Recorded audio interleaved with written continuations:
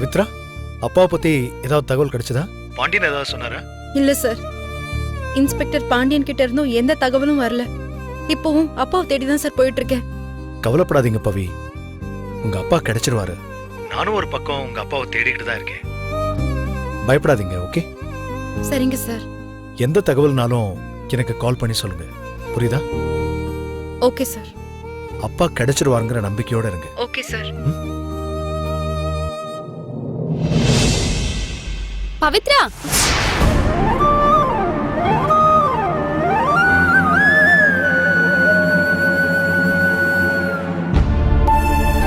பவித்ரா, என்னடி இந்த பக்கம்? ஏன் ஒரே பதட்டமா இருக்க? ஏதாவது பிரச்சனையா? அப்பா நேத்து காலையில வீட்டை விட்டு வெளியே போனவரு இன்னும் வீடு திரும்பலடி. நானும் தேடாத இடமே இல்ல, அவரை தேடிதான் இந்த பக்கம் வந்தேன். ஏய், அப்பாவை காலையில நான் அம்மன் கோயில பாத்தனேடி. என்னடி சொல்ற? அப்பாவை பாத்தியா? ஆமா, நான் 1 மணி நேரத்துக்கு முன்னாடி தான் பார்த்தேன். கோவில்ல ஒரு ஓரமா அமைதியா உட்கார்ந்துட்டு இருந்தாரு. நான் அவர்கிட்ட ஒண்ணுமே பேசிக்கலடி. ஏண்டி, என்ன ஆச்சு? சரிடி, நான் போய் பாத்துக்கிறேன். ரொம்ப தேங்க்ஸ் டி. நான் அப்புறமா கால் பண்றேன். Okay, by.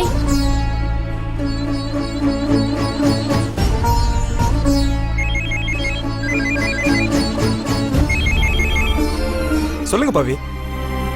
அப்பா கோவில்ல தான் இருக்காருன்னு இப்ப என் ஃப்ரெண்ட் துர்கா சொன்னா. அப்படிங்களா பவி? அப்ப உடனே நீங்க கோவிலுக்கு போங்க. அப்பாவை நீங்க பார்த்த உடனே எனக்கு கால் பண்ணுங்க, ஓகே? சரிங்க பாண்டியன், வாங்க.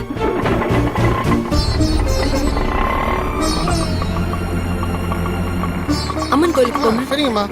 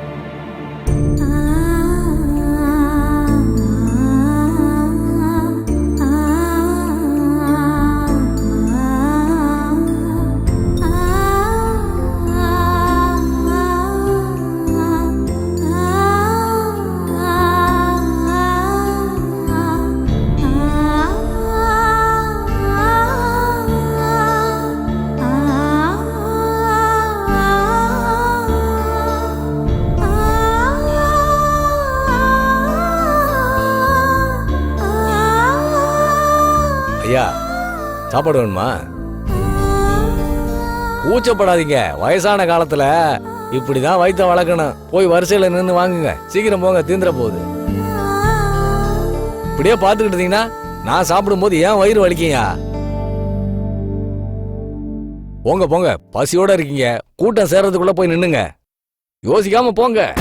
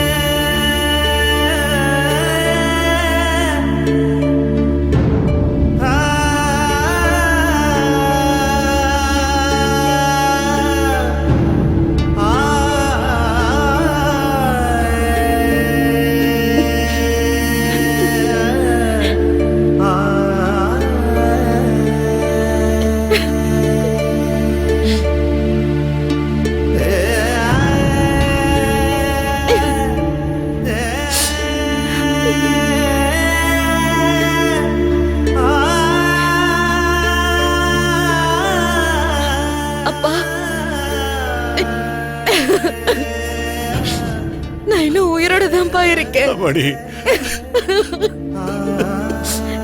உங்களை இந்த குளத்துல பார்த்துட்டு நான் இன்னும் உயிரோட இருக்கேனேப்பா.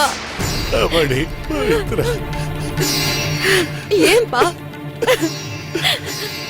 உங்களுக்கு என்ன தலையெழுத்தாப்பா?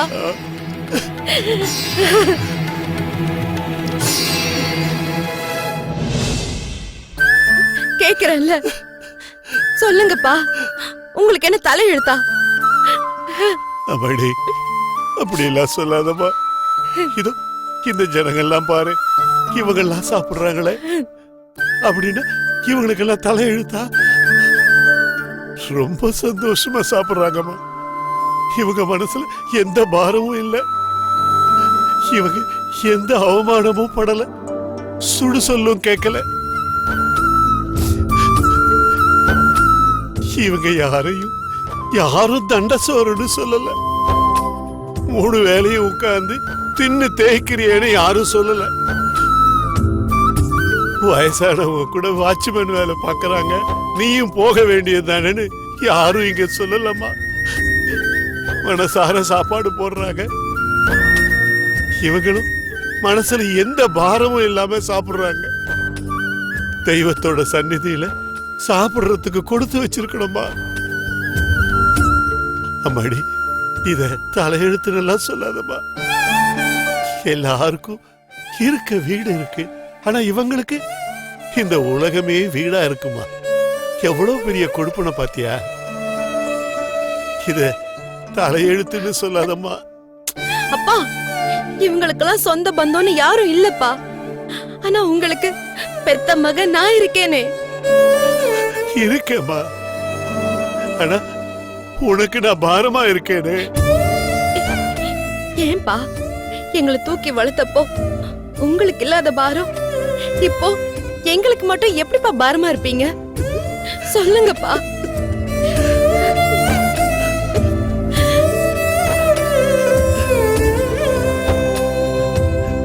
நீ அப்படி நினைக்கல, உங்க அண்ணனும் அப்படி நினைக்கல. ஆனா வீட்டுக்கு வந்த மருமக அப்படி நினைக்கிறாளே, சொல்லலாம், அவ சொன்னா கூட பொறுத்துக்கலாம்.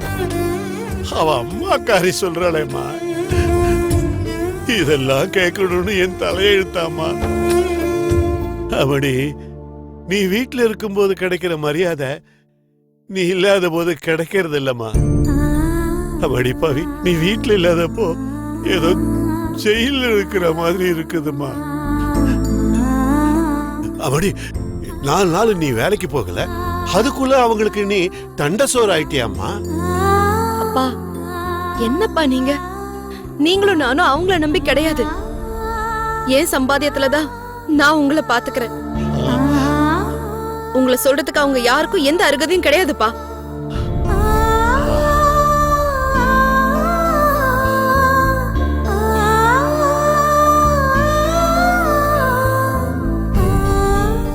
அது அவங்களுக்கும் தெரியுமா. ஆனாலும் சொல்றாங்களே, அவங்களுக்கு நீ வேணும், உன் சம்பாத்தியம் வேணும், உன் உடம்புல தெம்பு இருக்கிற வரைக்கும் உன்கிட்ட இருந்து சம்பளத்தை வாங்கிக்கிட்டு என்னைக்கு உன்னால முடியலையோ அன்னைக்கு அந்த வீட்டுல என் நிலைமை எப்படி இருந்துச்சோ அதே நிலைமை உனக்கு வந்துருமோன்னு பயமா இருக்குமா. நான் தப்பு பண்ணிட்டேம்மா. உங்களை படிக்க வச்சு ஆளாக்குனது வரைக்கும் போதுன்னு இருந்திருக்க கூடாது. 4 காசு சேர்த்திருக்கணும். மத்தவங்களை எதிர்பார்க்காம நானே உனக்கு வரேன்னு பார்த்து கல்யாணம் பண்ணி வச்சிருக்கணுமா. தங்கச்சி நீ இருக்கும்போது உங்க அண்ணனுக்கு கல்யாணம் செஞ்சு வச்சிருக்க கூடாது. பெரிய பெரிய தப்பு பண்ணிட்டேம்மா. ஆனா எதையும் சரி பண்ண முடியாத நிலைமையில இப்ப நான் இருக்கேன்பா. அம்மாடி, இந்த அப்பனை பத்தி கவலைப்படாதம்மா. நான் இப்படியே கோயில் குளம்னு காலத்தை ஓட்டிடுவேம்மா. நான் பக்கத்துல இருந்தாதானே அசிங்கம். பெத்தவங்களை தெருவில் விட்டுட்டான்னு அப்பதானம்மா உன்னை குத்தம் சொல்லுவாங்க. நான் கண்காணாத இடத்துக்கு போயிடுறேம்மா. அம்மாடி, இதுக்கு மேலேயும் உங்க அண்ணன் வீட்டுல இருக்க வேண்டாமா, தனியா போயிடுமா. உனக்கு உனக்குன்னு ஒரு வாழ்க்கையை அமைச்சுக்கோமா. இந்த அப்பாவோட ஆசீர்வாதம் உனக்கு எப்பவும் இருக்குமா. ஒருவேளை இந்த அப்பா செத்தாலும் என் ஆத்மா உள்ளே சுத்தி சுத்தி தாமா வரும். நீ நல்லா இருக்கணும்மா. அப்பா, இப்படி நான் ஆசீர்வாதம் பண்றதுக்கு என்ன செத்து போயிடுங்க சொல்லுங்கப்பா. அம்மா. நான் எங்கேயாச்சும் போயிடுறேன். உங்களை காணோன்னு கேள்விப்பட்டதுல இருந்து நானும் அண்ணனும் அலைஞ்சது அல்லாடினது எங்களுக்கு தான்ப்பா தெரியும். இங்க பாருங்கப்பா, நான் உங்களை போக விட மாட்டேன். அப்பா, உங்களுக்கு எந்த குற்ற உணர்ச்சியும் வேணாம். நீங்க உங்க வீட்டுல இருக்கீங்க. அண்ணி வந்து நம்ம வீட்டுக்கு வாழ வந்தவங்கப்பா. அவங்களோ அவங்க அம்மாவோ இனிமே உங்களை எதுவும் சொல்ல முடியாதுப்பா. இல்லம்மா, நீ என்ன சொன்னாலும் என் மனசு ஆறலமா. உடஞ்சி போனத மறுபடியும் ஒட்ட வைக்க நினைக்காதம்மா. இல்லப்பா, நீங்க இல்லாம நான் வீட்டுக்கு போக மாட்டேன். அப்படி இங்க இருந்த வரைக்கும் உன்னை தனியா விட்டுட்டு வந்துட்டோமேங்கிறத தவிர வேற எந்த பாரமும் இல்லாம இருந்தேம்மா. அப்படி நான் இங்கேயே இருந்துடுறேம்மா. வேணாம்பா, இனிமே நீங்க எந்த பாரமும் இல்லாம இருப்பீங்க. வாங்க போலாம். அது எப்படிமா முடியும்? என்னப்பா, எல்லாரும் ஒன்னா இருந்தா தானே இந்த சங்கடம் எல்லாம். நம்ம தனி வீடு பாத்துட்டு போயிடலாம்ப்பா. அம்மாடி, ஆமாப்பா, நீங்க வாங்க என் கூட. அம்மா வேண்டாம்மா. வாங்கப்பா. இல்லம்மா. வாங்க.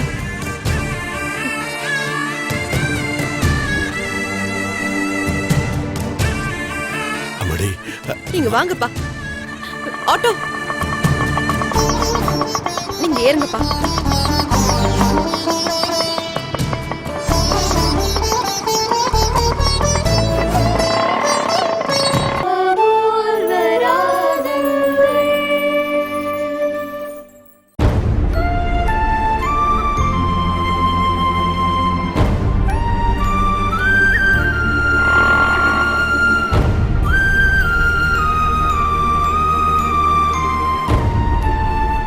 எவ்வளோ? 150 ரூபாம்மா. இந்தாங்க.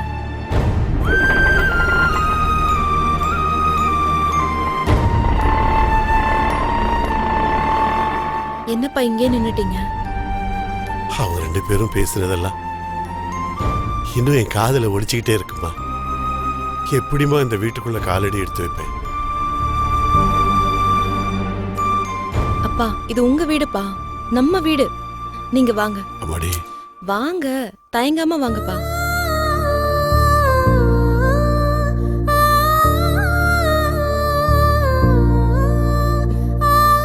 வாங்க வாங்கப்பா.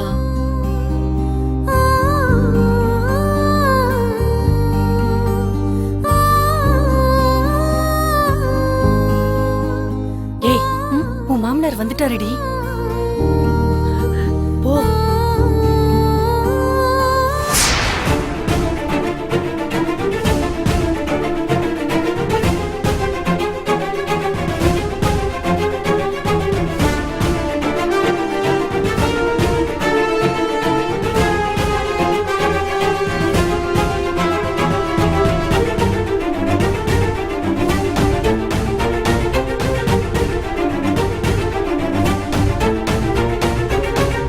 அப்பா, எங்கப்பா போனீங்க? நீங்க காணும் உடனே நானும் பாவையும் துடிச்சு போயிட்டோம்ப்பா. எங்கெங்கெல்லாம் தேடி எங்கெங்கயோ சுத்தி பதறி போயிட்டோம்ப்பா.